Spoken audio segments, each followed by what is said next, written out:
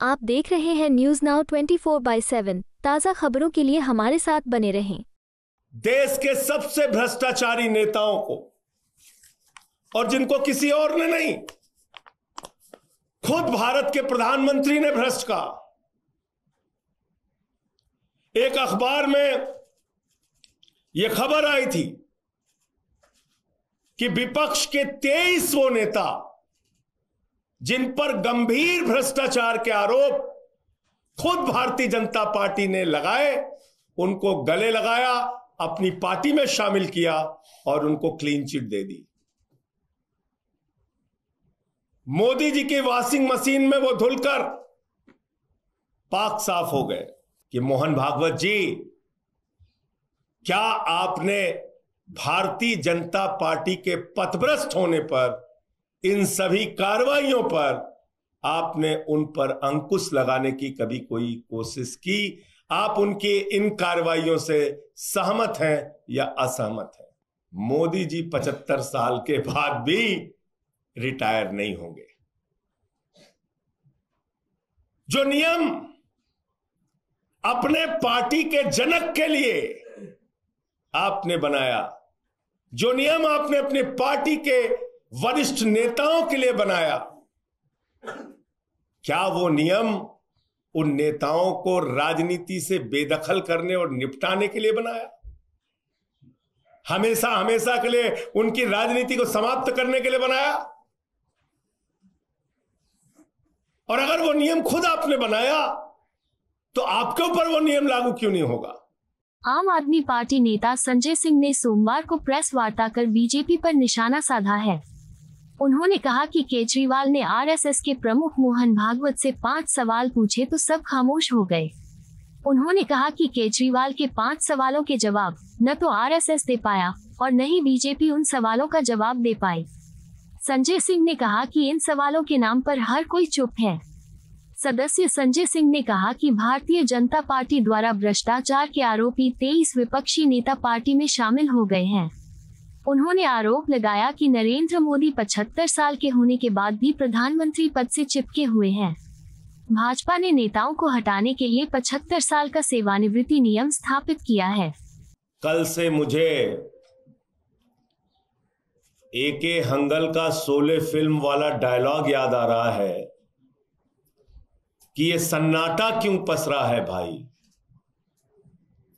जब से अरविंद केजरीवाल जी ने आरएसएस के प्रमुख मोहन भागवत जी से 5 सवाल पूछे, पूरी आरएसएस खामोश है, पूरी भारतीय जनता पार्टी खामोश है।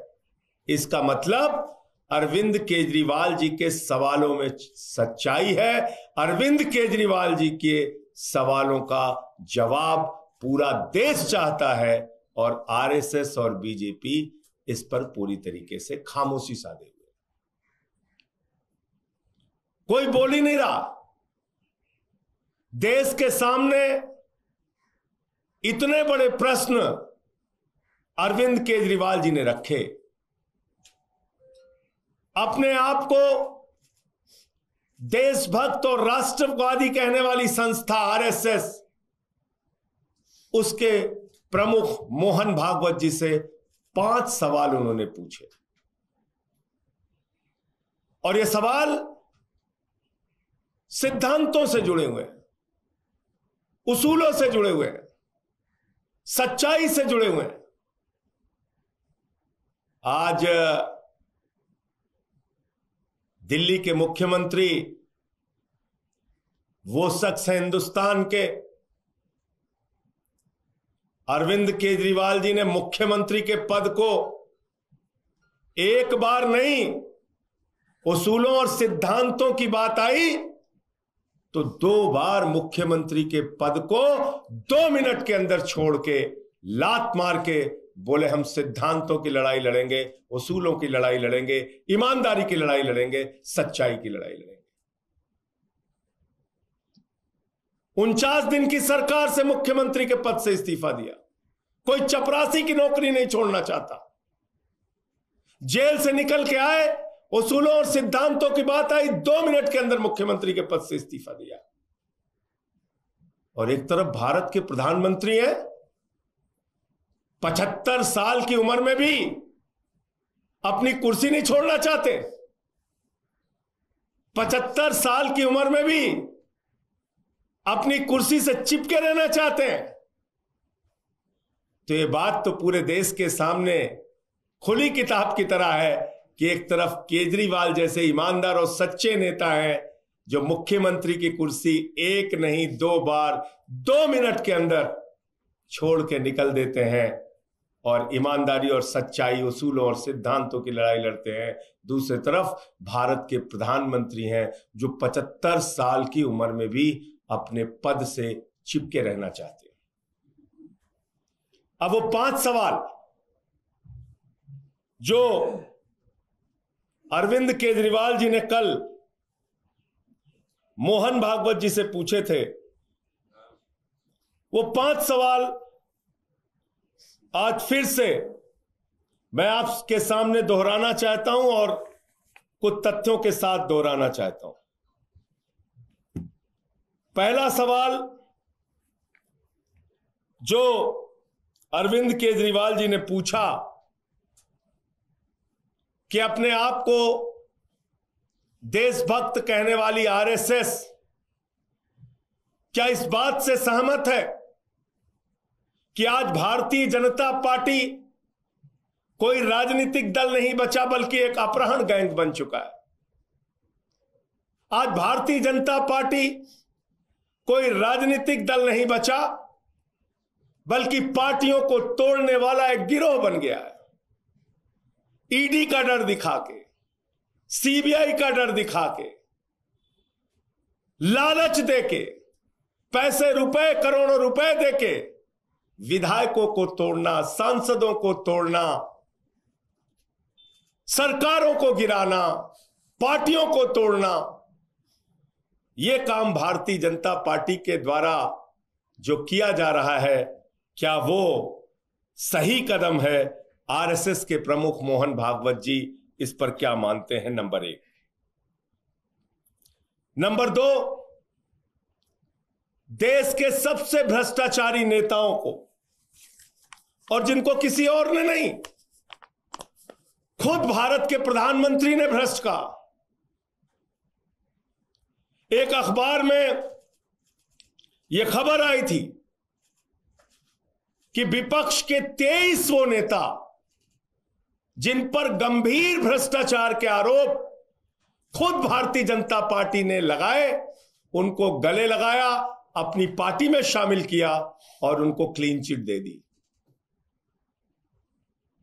मोदी जी की वॉशिंग मशीन में वो धुलकर पाक साफ हो गए। तो दूसरा सवाल, जिन नेताओं को खुद मोदी और अमित शाह और भारतीय जनता पार्टी भ्रष्टाचारी बताती रही, उनके भ्रष्टाचार को लेकर चीखती रही, चिल्लाती रही, कार्रवाई की मांग करती रही, उन्हीं नेताओं को जिन पे 70 हजार करोड़ रुपए के भ्रष्टाचार के आरोप खुद प्रधानमंत्री ने लगाए, उनको अपनी पार्टी के अंदर शामिल कर लिया। मोहन भागवत जी को यह कार्रवाई कैसी लगती है? क्या वास्तव में मोहन भागवत जी इन भ्रष्टाचारियों को बीजेपी में शामिल किए जाने पर सहमत हैं या असहमत हैं? नंबर 3, आरएसएस जो अपने आप को देशभक्त संस्था कहती है कि हम एक नैतिकवादी मूल्यों पर चलने वाले लोग हैं। आरएसएस जो कहती है हम तो राष्ट्रीय स्वयं सेवक हैं, हम इस राष्ट्र की सेवा करने के लिए आए हैं, जिनकी जिम्मेदारी थी कि भारतीय जनता पार्टी के ऊपर नजर रखें कि वो पार्टी कभी पथभ्रष्ट ना होने पाए, और पथभ्रष्ट होने की कोशिश करे तो उसके ऊपर अंकुश लगाया जाए, उसके ऊपर रोक लगाई जाए, उसके ऊपर मोहन भागवत जी बोले, उसके ऊपर आरएसएस के लोग बोले। तो केजरीवाल जी का तीसरा सवाल है आरएसएस प्रमुख मोहन भागवत जी से कि मोहन भागवत जी, क्या आपने भारतीय जनता पार्टी के पथभ्रष्ट होने पर, इन सभी कार्रवाइयों पर आपने उन पर अंकुश लगाने की कभी कोई कोशिश की? आप उनकी इन कार्रवाइयों से सहमत हैं या असहमत हैं? आपने कभी उनको रोका कि ये क्या कर रहे हो तुम?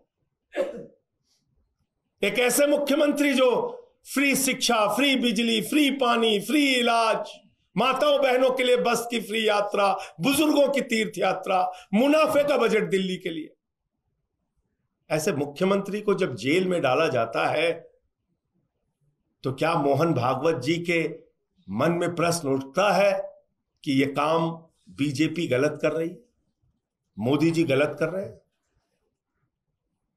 चौथा प्रश्न जो एक एक आरएसएस के कार्यकर्ता के मन में है, और आरएसएस का जो कार्यकर्ता बीजेपी में आया है उसके भी मन में है, और वो अपने आप को अपमानित महसूस कर रहे हैं। किस दबाव में बोल नहीं पा रहे नहीं मालूम, लेकिन जेपी नड्डा जो भारतीय जनता पार्टी के राष्ट्रीय अध्यक्ष है, उन्होंने खुले तौर पे कहा चुनाव के दौरान कि अब हमें आरएसएस की जरूरत नहीं है। तो क्या बेटा इतना बड़ा हो गया कि मां को आंखें दिखाने लगा? अपनी मातृ संस्था जिसकी कोख से बीजेपी पैदा हुई, उस आरएसएस को आंखें दिखाने का काम आज मोदी, जेपी नड्डा और अमित शाह कर रहे हैं। आरएसएस के प्रमुख को यह कही हुई बात कैसे लगी? उनके मन को ठेस पहुंची कि नहीं पहुंची? आरएसएस के कार्यकर्ताओं को ठेस पहुंची कि नहीं पहुंची? बीजेपी के अंदर जो आरएसएस से आए हुए लोग हैं उनके मन को ठेस पहुंची या नहीं पहुंची? चौथा सवाल मोहन भागवत जी से दिल्ली के नेता, देश के नेता और पार्टी के राष्ट्रीय अध्यक्ष आदरणीय अरविंद केजरीवाल जी ने पूछा है। और पांचवा और अंतिम सवाल जो पूरा देश जानना चाहता है, जिसका जवाब पूरा देश सुनना चाहता है, और वो जवाब भारत के प्रधानमंत्री से भी सुनना चाहता है, आरएसएस के प्रमुख से भी सुनना चाहता है। आरएसएस ने और बीजेपी ने एक सिद्धांत निर्धारित किया अपने संगठन के लिए कि 75 साल पूरा होने पर भारतीय जनता पार्टी के नेता को अपने पद से इस्तीफा देना पड़ेगा। 75 साल की आयु पूरा करने के बाद कोई लोकसभा, विधानसभा का चुनाव नहीं लड़ेगा, कोई मंत्री, मुख्यमंत्री और प्रधानमंत्री नहीं बनेगा। 75 साल में बीजेपी के नेता को रिटायर होना पड़ेगा। यह सिद्धांत आरएसएस और बीजेपी ने निर्धारित किया, अपने लिए बनाया, लेकिन अमित शाह मोदी जी के बारे में पूछने पे कहते हैं मोदी जी तो 75 साल के बाद भी देश के प्रधानमंत्री रहेंगे। मोदी जी तो 75 साल के बाद भी रिटायर नहीं होंगे। ये तो देश की जनता को तय करना है वो रहेंगे कि नहीं रहेंगे। लेकिन अमित शाह पहले से ही कह रहे हैं 75 साल की उम्र में पद नहीं छोड़ेंगे। 75 साल की उम्र में मोदी जी रिटायर नहीं होंगे, इस्तीफा नहीं देंगे। वाह अमित शाह जी, लाल कृष्ण आडवाणी जी का इस्तीफा हो जाता है, लाल कृष्ण आडवाणी जी को पद से हटा दिया जाता है। मुरली मनोहर जोशी जी जो बीजेपी के राष्ट्रीय अध्यक्ष रहे, उनको पद से हटा दिया जाता है, चुनाव लड़ने की इजाजत उनको नहीं होती। भारतीय जनता पार्टी के नेता और हिमाचल प्रदेश के पूर्व मुख्यमंत्री शांता कुमार जी को 75 साल के बाद चुनाव लड़ने नहीं दिया जाता, पद से हटा दिया जाता है। सुमित्रा महाजन जी लोकसभा के अध्यक्ष थी, 75 साल के बाद उनको उनके पद से हटा दिया जाता है, चुनाव नहीं लड़ने दिया जाता। वीसी खंडूरी जी 75 साल के बाद रिटायर कर दिया जाता है, चुनाव नहीं लड़ने दिया जाता। ये तमाम नेता, कलराज मिश्रा जी हमारे उत्तर प्रदेश के नेता, उनको 75 साल के बाद रिटायर कर दिया जाता है, पद से हटा दिया जाता है। लेकिन मोदी जी 75 साल के बाद भी रिटायर नहीं होंगे। जो नियम अपने पार्टी के जनक के लिए आपने बनाया, जो नियम आपने अपनी पार्टी के वरिष्ठ नेताओं के लिए बनाया, क्या वो नियम उन नेताओं को राजनीति से बेदखल करने और निपटाने के लिए बनाया?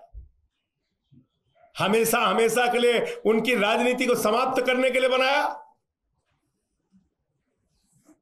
और अगर वो नियम खुद आपने बनाया तो आपके ऊपर वो नियम लागू क्यों नहीं होगा? फिर मैं दोहरा रहा हूं इस बात को। एक तरफ अरविंद केजरीवाल है जो एक बार नहीं 2 बार मुख्यमंत्री के पद को, यहां लोग चपरासी की नौकरी नहीं छोड़ना चाहते हैं, मुख्यमंत्री के पद को 2 मिनट में छोड़ के उसूलों, सिद्धांतों, सच्चाई और ईमानदारी के लिए आगे बढ़ गए, उसकी लड़ाई के लिए निकल पड़े। और एक तरफ भारत के प्रधानमंत्री हैं जो 75 साल की उम्र में भी अपने पद से चिपके रहना चाहते हैं, प्रधानमंत्री की कुर्सी से चिपके रहना चाहते हैं, प्रधानमंत्री की कुर्सी को छोड़ना नहीं चाहते। ये फर्क है मोदी और अरविंद केजरीवाल में, जो खुली किताब की तरह देश के सामने है। और इसलिए मैं फिर कह रहा हूं, शोले के डायलॉग पर सन्नाटा क्यों पसरा है भाई पर, मत चलो बीजेपी और आरएसएस वालों। और जो सवाल केजरीवाल जी ने पूछा है उसका जवाब मोहन भागवत जी को और बीजेपी को देना चाहिए, क्योंकि पूरा देश इन सवालों का जवाब चाहता है। आपको यह वीडियो पसंद आया हो तो इसे लाइक करें, हमारे चैनल को सब्सक्राइब करें।